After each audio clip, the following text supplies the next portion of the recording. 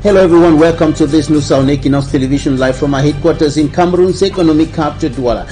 I am Babla Jonathan. In our top stories at this news are the fear of a repeat of the 1986 Equinoxe disaster looms over Bafmen in the Fungom subdivision, Menchum division, northwest region of the Republic of Cameroon. The people are expressing concerns and worries, fears over the changing color of the water of Lake Epalim and of course the strange odor oozing from the lake. We'll bring to you details in this edition of the 6 p.m. newscast on Equinoxe Television. Plus, what is happening with the salaries of workers of the Cameroon Development Corporation, the CDC?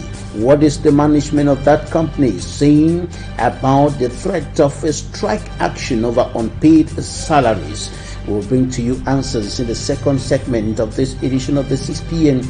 newscast on Equinoxe Television. We'll also bring to you updates from Pakistan, where more than 1,000 persons have been killed by heavy floods.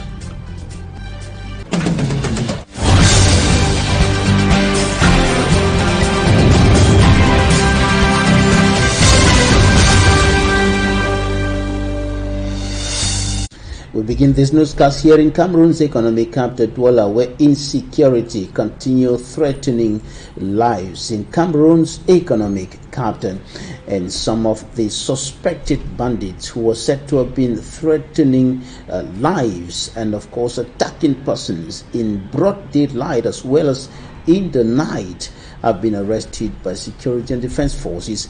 And now we have details in this report compiled by Lucy Lengo. These are suspects who, according to the population, have been terrorizing the city of Douala. 2 weeks ago, these men of the underworld attacked Marché Central. The forces of law and order, after several investigations, apprehended the alleged thieves. About 40 suspects attacked the market and did away with so many objects consisting of telephones, laptops and other important articles.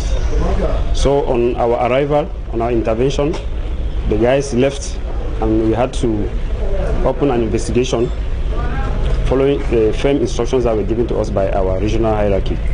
So 2 days after, we arrested the first suspect. Few days to school resumption, insecurity in the city of Douala is at its peak, and the forces of law and order call on the population to collaborate. With the growing rate of this criminal practice around the Douala city area, what we call upon the population is to collaborate with us, to enable us, give us the right information on time so that we can help put an end to this criminal activity. We notice that presently we are at the peak of getting back to school, so we actually need to secure and assure the population concerning this issue of insecurity. So we just call upon good collaboration, because we discovered during our investigations that most of the population in the neighborhoods, they have the right information but they are afraid to collaborate with us. So we can assure you that collaborate with us, call us, give us the right information, and we'll hit on time and get good results. The suspects have been kept in custody as investigations are ongoing to arrest the rest of the 19 who are still on the run. Another criminal activity resisting all efforts of administrative and security and defense authorities is human parts trafficking. Some suspected human parts traffickers have been arrested in Fumbot in the Nun Division, West region of the Republic of Cameroon. They were arrested by gendarme officers from the Fumbot Gendarmerie Brigade. It is with Immaculate Fogwe. 5 individuals within the age range of 20 to 30 years old presented to the population of Fumbot are suspected of trafficking human body parts.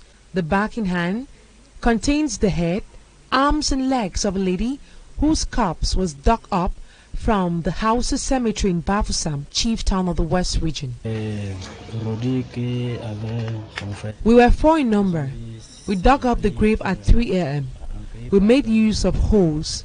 It was easy for us because Muslims dig shallow graves.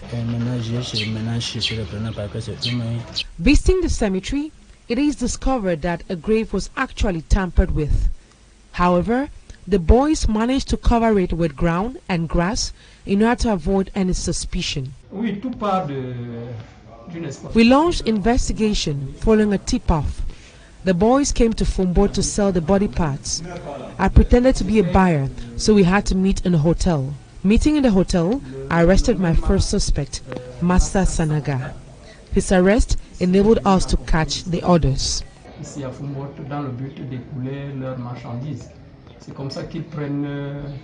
Speaking with the deputy imam managing the cemetery, he says he has not been able to identify the family of the corpse which was dug up. The suspect will have to appear before a competent court for questioning. A young man is suspected to have killed the owner of a beer parlor, making away with the sum of 750,000 francs here. That's in the West region, the West regional capital Bafoussam. His arrest comes after those living around him were suspicious about his recent exorbitant lifestyle.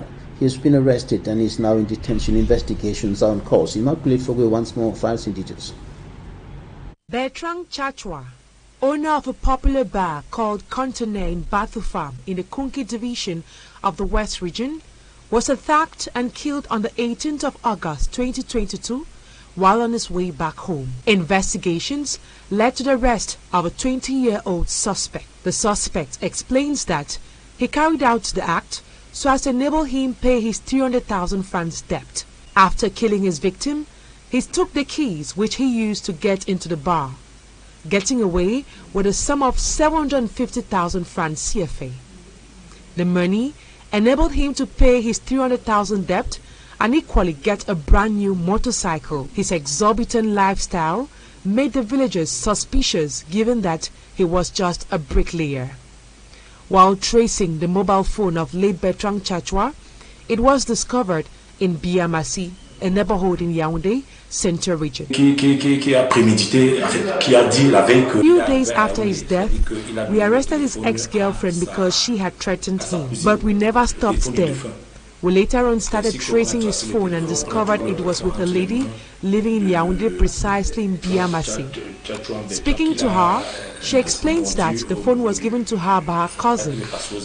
When we arrested our suspect, we saw a wound on his hand and he explained to us that it was during a fight with the late Bertrand that he was injured. The 20-year-old is now behind bars at the Bayangam Gendarmerie Brigade awaiting trial. Right, we'll be bringing to you more updates on the security situation of the Republic of Cameroon. Now, let's talk about the people of Bafmen in the Fungom subdivision, Menchum division, northwest region of the Republic of Cameroon. There is fear of a repeat of the 1986 Lake Nyos disaster that killed thousands, hundreds of persons. And now in the locality of Bafmen, this fear is provoked by the changing color of the water in Lake Epalim and of course the strange odor oozing from the lake. Masmanjigan Gabriel reports. Inhabitants of Bafmen, a locality in Fungom subdivision, Menchum division of the Northwest region, are having sleepless nights as a result of the sudden change they noticed at Lake Epalim. Since 3 days ago, this lake is bubbling, changing colors. Water is coming up and going down. People are afraid. You can see women from all places running from farms. People abandoning farm to run home, fearing that what happened to cocoa may happen to coffee also. Inhabitants have been unable to go about their routine activity, which is farming, for the past days as they noticed the changes in the color of the water at Lake Epalim. Some inhabitants say going around the lake, they also perceive a pungent smell that is having a negative impact on their health.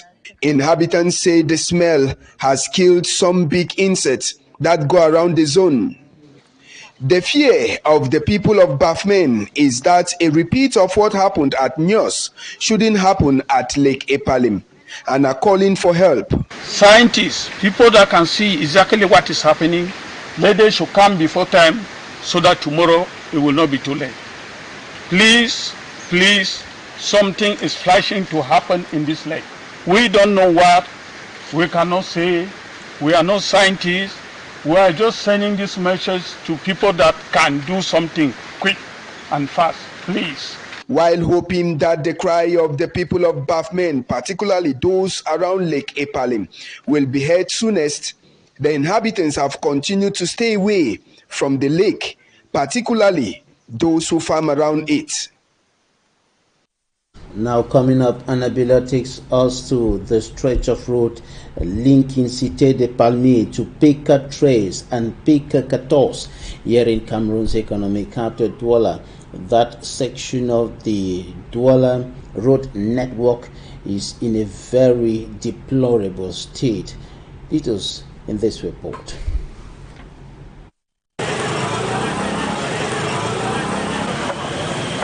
This is the road linking Cité de Palmiers to Peka 13 in the Douala 5 area. Those who make use of the road have been complaining about the deplorable state of the stretch for some time now. During the wet season, the situation is even worse. Whenever it rains, the road is muddy, plus wide potholes present in the middle of the road.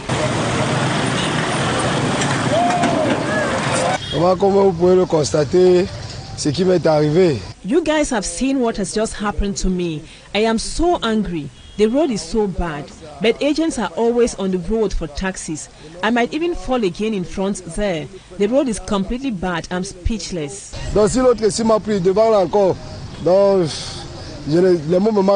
Heavy-duty trucks from Yabasi to Douala, plus blocked roadside gutters, contribute in degrading the road more, leaving users worried.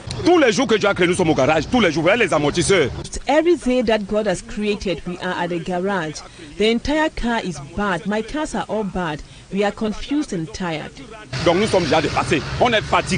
Works on this road were to begin on August 27, 2022, as announced in a communique published by the Douala City Council. But the construction is yet to kick off. Those who make use of the road sing the timing is even inappropriate.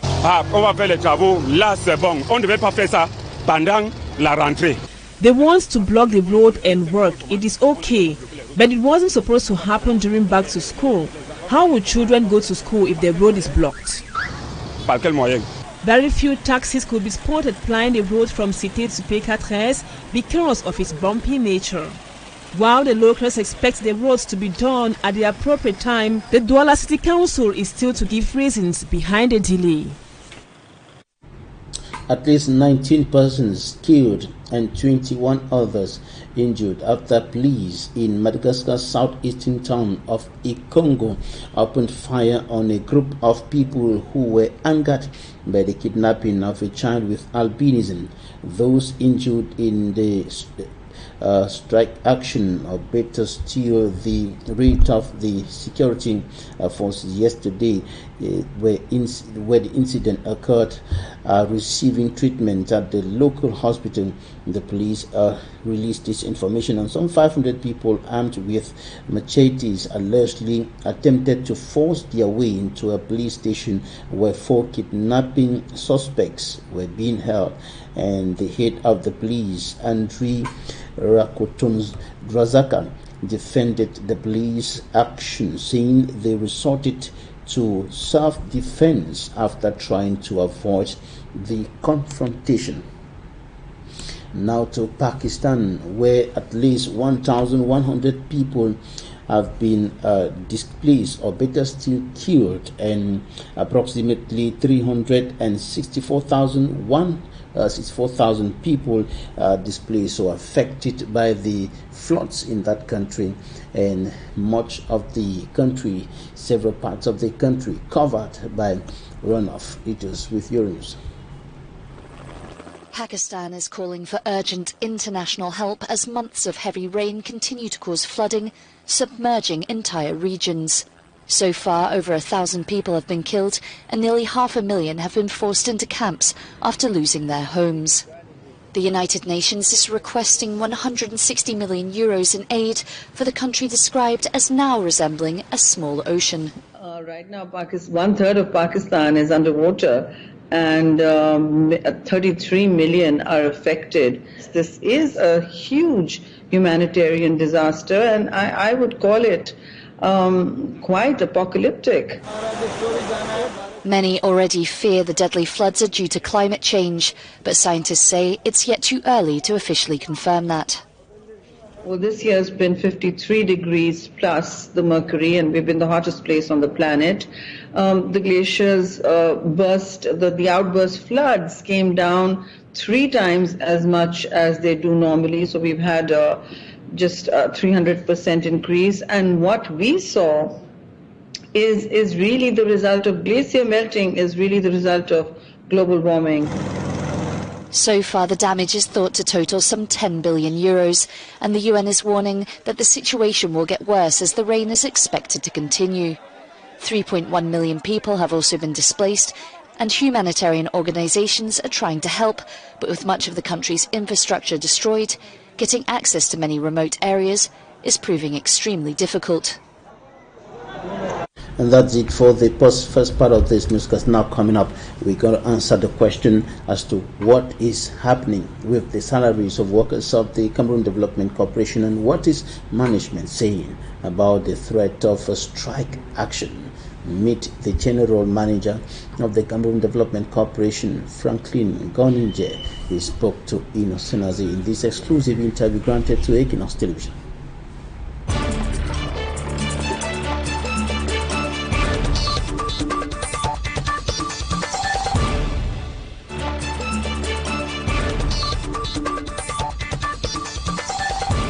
Thank you for raising that up because it's current. The interesting thing is that the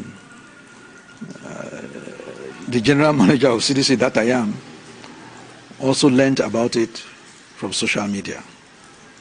Somebody forwarded it to me. One thing which I always do and I will always do is that I acknowledge that there's a problem. Okay? The life of the CDC worker is hard. The well-being of the CDC worker has been seriously affected negatively, okay, by what has happened recently, which has resulted in CDC management's inability to take her responsibility towards her workers fully and with promptitude, the way it used to be, the way it ought to be. That is acknowledged. Okay? The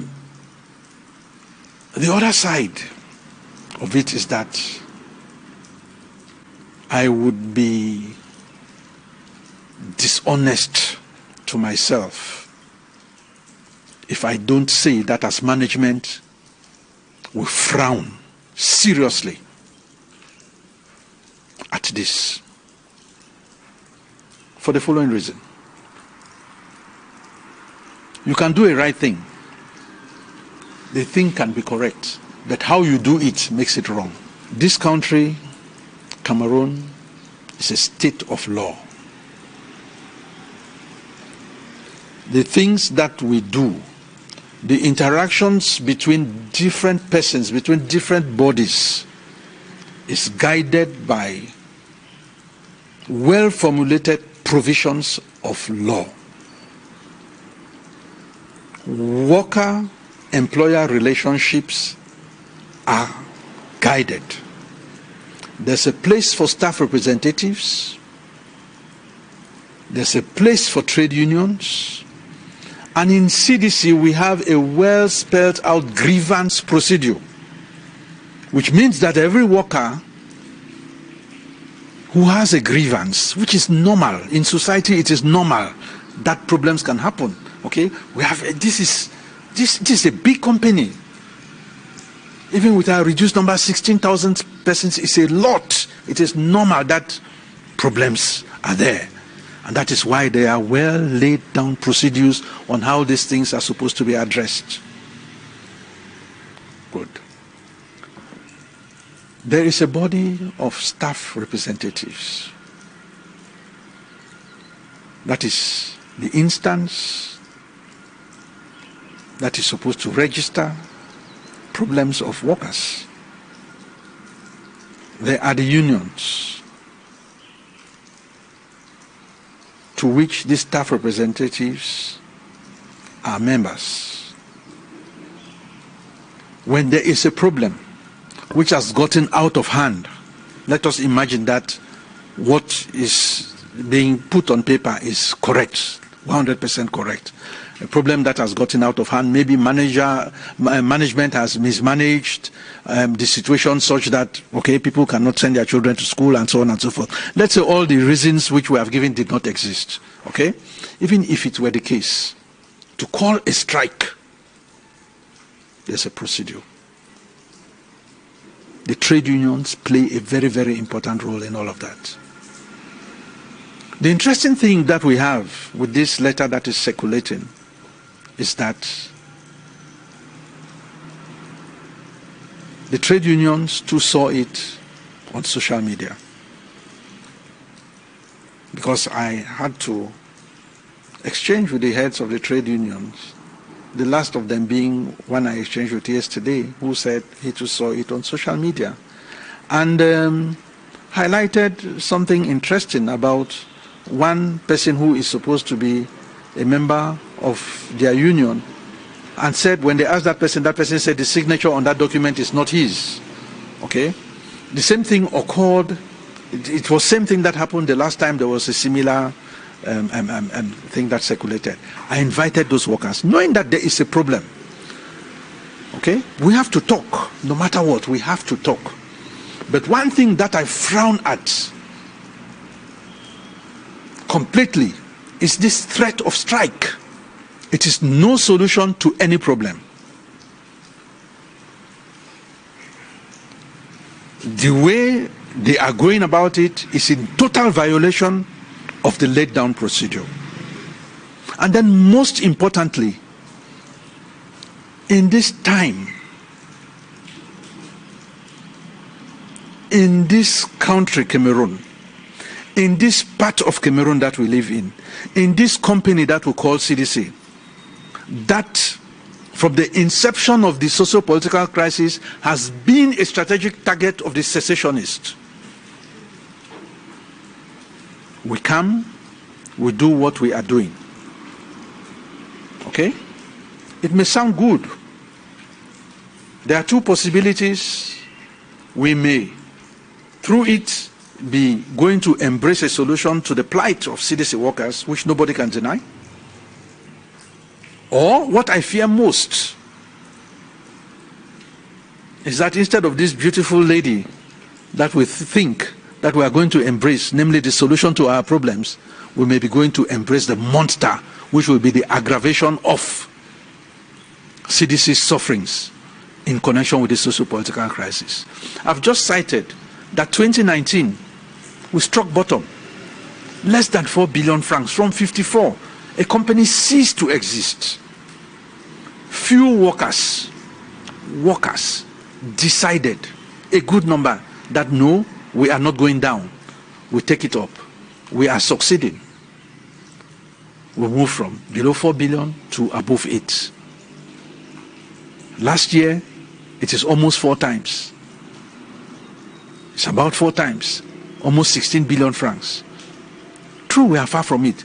But I think the group of people who are positive in CDC, who have a positive mindset, who believe in this cooperation, who know the importance of this establishment in this part of this country,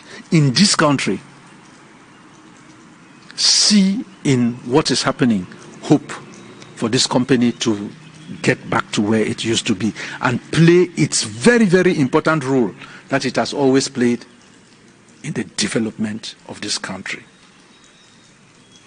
in the maintenance of the very, very big treasure that this country has had over the years, which is peace. Because we are Cameroon Development Corporation, but we cannot develop if we don't have peace. So these persons who, whatever is their motivation, I think that they are not doing it correctly. And my appeal to them is to get back from that wrong, because it is totally wrong. I don't think that a strike action in CDC at this time is healthy for the workers, for the CDC, for the state of Cameroon.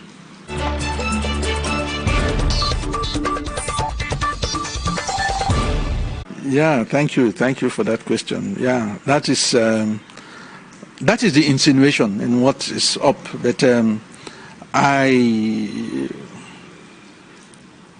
want to reiterate that the management of CDC is responsible and acts responsibly. We are cognizant of the existence of certain periods of the year that are sensitive, that require special attention.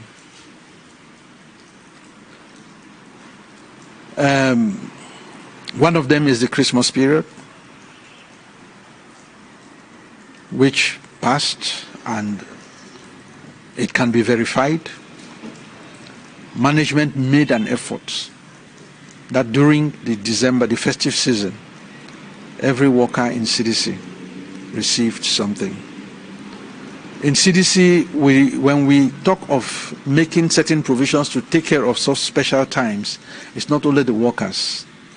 These same workers that CDC is owing much money also have their money in credit unions that CDC is owing. So during such times, we also make money available to these workers through the credit unions. Worth noting here is that the credit unions are a very, very important entity in the CDC equation, in that to a large extent they address the situation of the lower class workers, the laborers. Okay, most of them are with the credit unions. They put their small money that they have there. So during such periods, we make sure it's our target to make money available to the credit unions so that these workers can have access to the money. Other important stakeholders of the CDC, which also have to be taken care of during such times, are the smallholders. Smallholders are farmers who have their small plantations of oil palm and rubber, who sell their produce to CDC. We have palms harvesting contractors.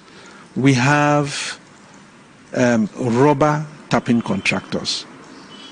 So, management strategy is that during a time like this, rentrée scolaire, which for management, for us, we target from the second half of July right to latest the end of August. Worst case, okay, our goal is by the 20th of August, let us do a round to all these important stakeholders which I've cited, the most important being the workers.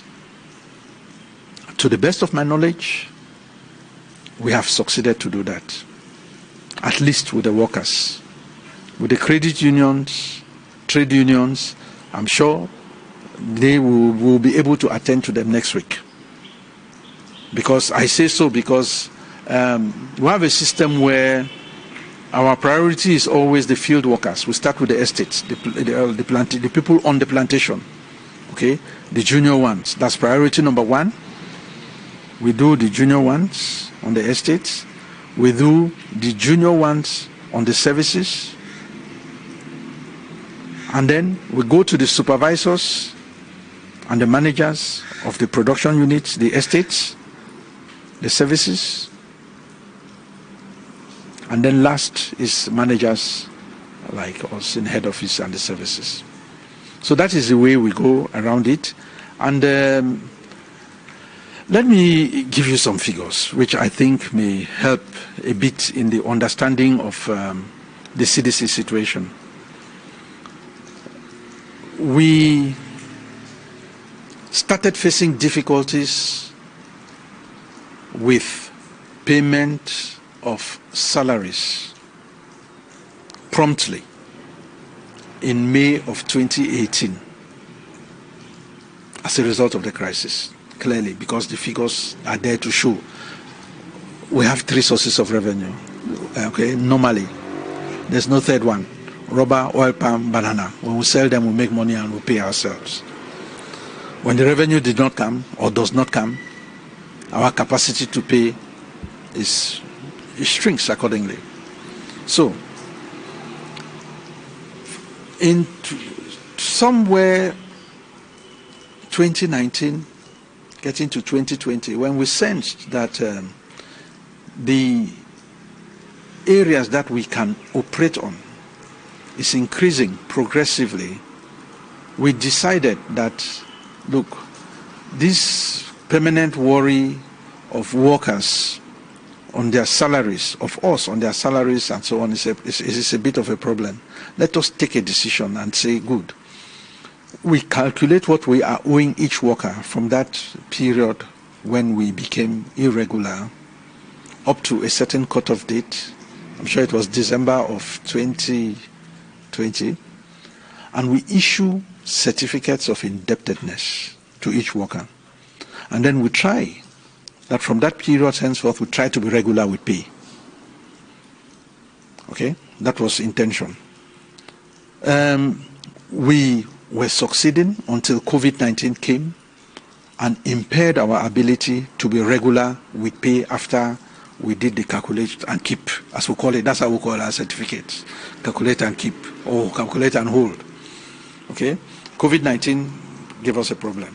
So, we find ourselves in a situation where we have arrears of salaries and wages.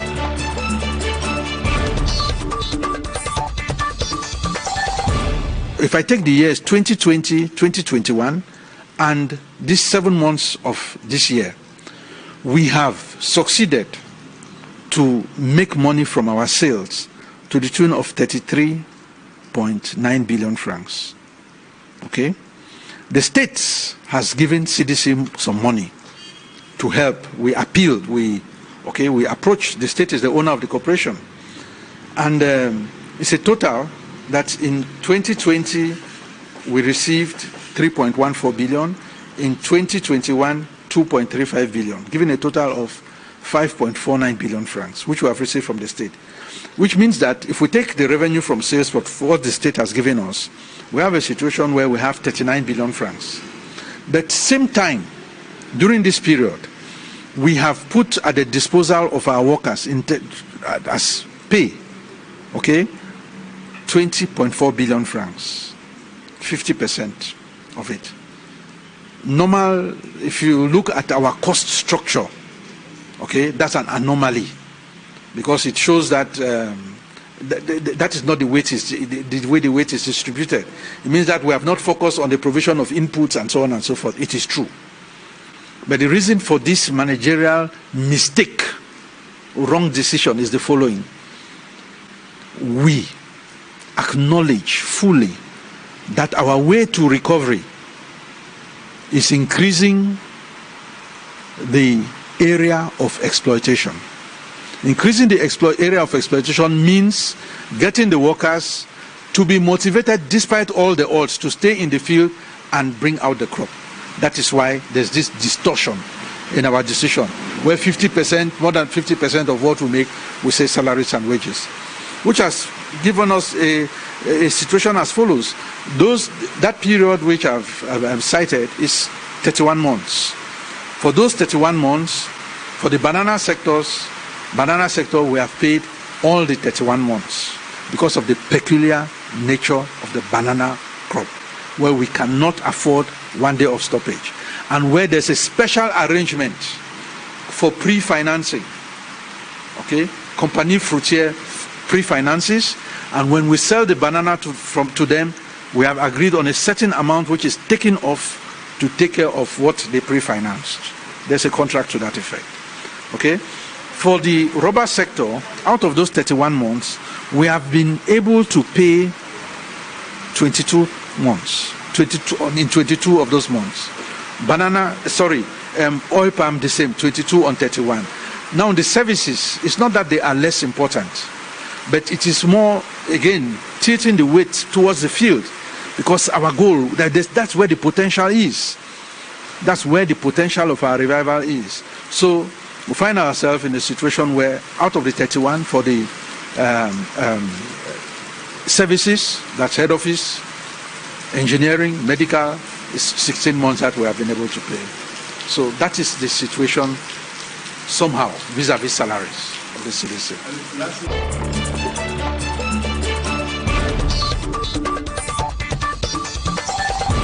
The state makes an effort to provide bases in most of our units. Our operations are in the plantation. We have workers distributed all over. The state cannot provide security for every person, or for every hectare. It is not doable. So there is quite an effort from the state to increase the number of elements that cover the CDC areas. That is why we are able to progressively increase our areas of operation. That is why we are hopeful that Mianja is becoming operational. Mungu, which have been out of operation, those two estates since 2018, they are getting back into operations through that efforts of the state. That was Franklin Goninje, General Manager of the Cameroon Development Corporation, CDC, speaking there in an exclusive interview granted to Equinoxe Television. He spoke to Innocent Aze. Thank you, dear viewers, for staying with us. That's it for today. Coming up live from Cameroon's political capital, Yaoundé, Equinoxe, with Serge Alonto.